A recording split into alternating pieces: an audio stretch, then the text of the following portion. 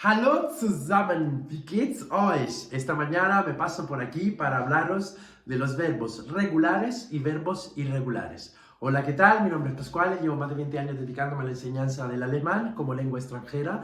Crecí tanto con el alemán como el italiano como lengua nativa y me gustaría esta mañana hablaros de un tema que es los verbos regulares y los verbos irregulares. Muchas personas encuentran este tema bastante complicado, pero os quiero dar una explicación bastante clara y eficiente para que podáis empezar a usar los verbos regulares y irregulares de la forma más simple y sin ningún tipo de esfuerzo. Vamos a ello. Primero, me gustaría aclarar, como saben todos mis alumnos y mis coaches, que a mí no me gusta hablar de verbos regulares y verbos irregulares, sino que me gusta hablar de verbos débiles y de verbos fuertes. Los verbos así llamados irregulares o en las gramáticas tradicionales y estándar se habla de verbos irregulares tanto en inglés como en alemán o en holandés, etc. No son otra cosa que verbos fuertes. ¿Por qué se llaman verbos fuertes? Porque tienen la característica que a lo largo de la conjugación, empezando ya en el presente, tienen un cambio de la vocal. Este fenómeno que se llama apofonía es debido a que estos verbos son los más antiguos del alemán y que le salen además al germánico. Posiblemente el germánico nunca haya existido, pero son los verbos más antiguos que utilizaban tanto los germanos como las tribus que vivían en aquel entonces, en aquel territorio que entonces, que hoy es Alemania. Y entonces, como tal, son los verbos antiguos. ¿Qué pasaba? Que en aquel entonces el hablante no tenía conciencia del cambio verbal, de la consecutio temporum, del cambio de la idea del tiempo, del presente al pasado, pero se daba cuenta que no era lo mismo decir yo hago una acción ahora y yo hice una acción ayer, anteayer, hace un año. Entonces, debido a esto, pues se procedió a cambiar la vocal del presente en el pasado y a través también de una otra serie de unos cuantos fenómenos que no voy a estar aquí explicando porque sería explicar filología germánica y alemana pura y dura y que no nos daría tiempo en este vídeo. ¿Cuáles son los verbos irregulares? Los verbos irregulares, como siempre digo, son los que están en una tabla, en esta tabla específica de unregelmäßige Verben, irregular verbs, etcétera, que tenéis que aprender a memoria. Pero lo que me gustaría explicaros hoy es que, en primer lugar, no te aprendas a memoria la lista de verbos irregulares porque no te sirve de nada. Aprender las irregularidades, las excepciones del idioma, se aprenden con la experiencia, practicando, sprechen, Vokabel. No aprendas gramática de una forma a memoria, porque luego a la hora, cuando lo tengas que utilizar, te vas a olvidar de todos los conceptos que habías aprendido, porque simplemente has aprendido una tabla a memoria. Sin embargo, dentro de esta tabla de verbos irregulares, subráyate o búscate los verbos que tú vas a utilizar de forma diaria. Los verbos, hay unos 50 verbos más o menos entre la lista, que son más de 100 verbos. Hay unos 30, 40, 50 verbos que tú casi seguramente vas a utilizar a diario, en el caso de que tú vivas en Alemania, que trabajes con el alemán. Hay unos cuantos verbos que tú vas a necesitar más a menudo que otro. Una vez que tú te aprendas los verbos más específicos, lo que tú vas a utilizar de verdad, lo que tú vas a necesitar y tienes que conocer, entonces conjugar los demás verbos habrá un montón de reglas que te puedas inventar por asonancia, por similitud o lo que sea, vas a poder conjugar también los demás verbos que no te conoces. Y si te equivocas a conjugar un verbo, ¿a quién le importa? Lo importante es que te equivoques justamente, porque al equivocarte, siempre al hablar con una persona, la otra persona posiblemente te corregirá y habrás aprendido algo nuevo ese día. Así que nada, vamos a ver, por ejemplo, un verbo irregular como el verbo fahren.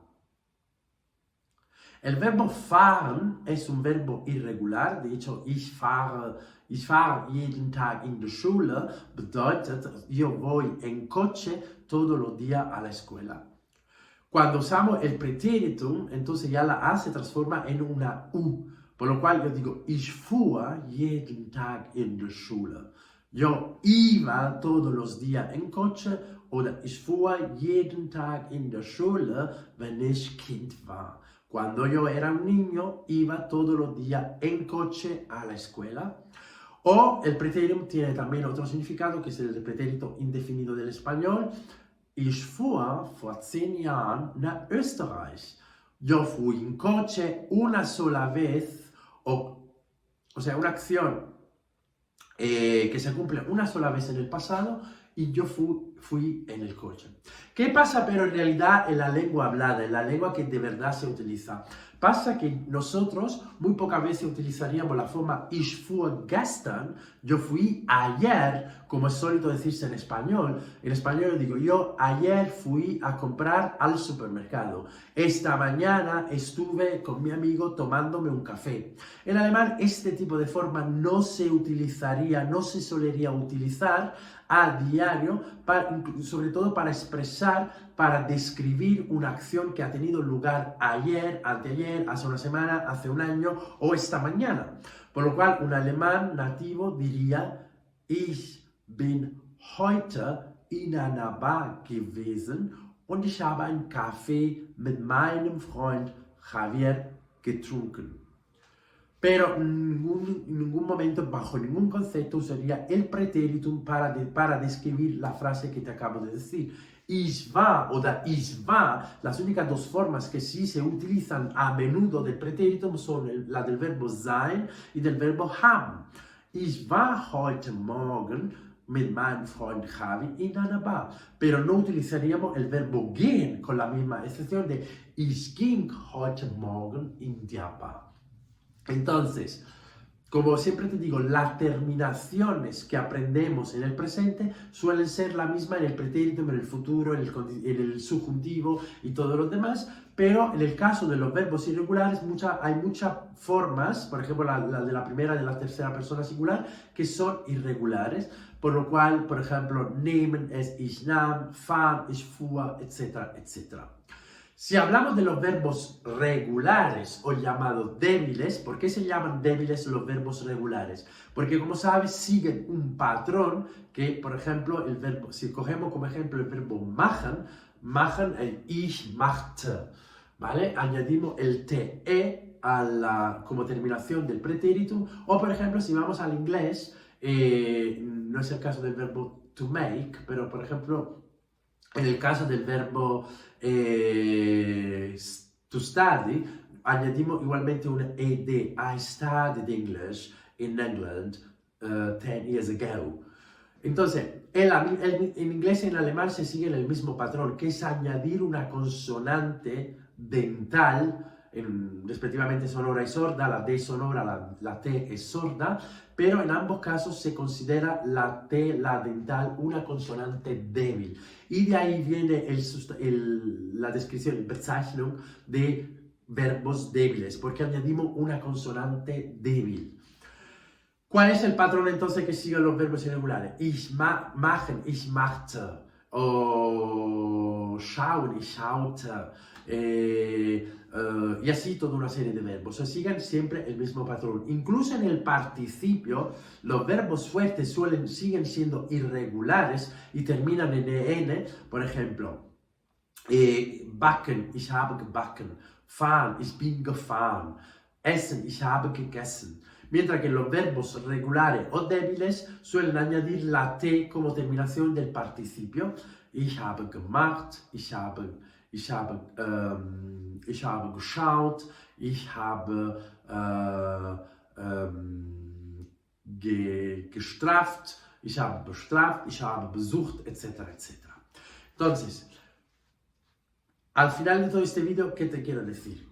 No hace falta que te aprendas las conjugaciones de los verbos regulares, porque simplemente al seguir un patrón, aprendes el patrón que ellos siguen y por tal razón lo puedes aplicar a todos los verbos débiles que te puedes encontrar a lo largo de tu vida. A lo largo de en cada momento que tú tengas que utilizar un verbo débil, conociendo el patrón, lo puedes poner en práctica. Mientras que con los verbos irregulares, el consejo que te doy es que te aprendas simplemente de la lista, que son 100, 200 verbos, y además existen muchísimos más verbos que no aparecen en la lista que se suelen proporcionar en clase.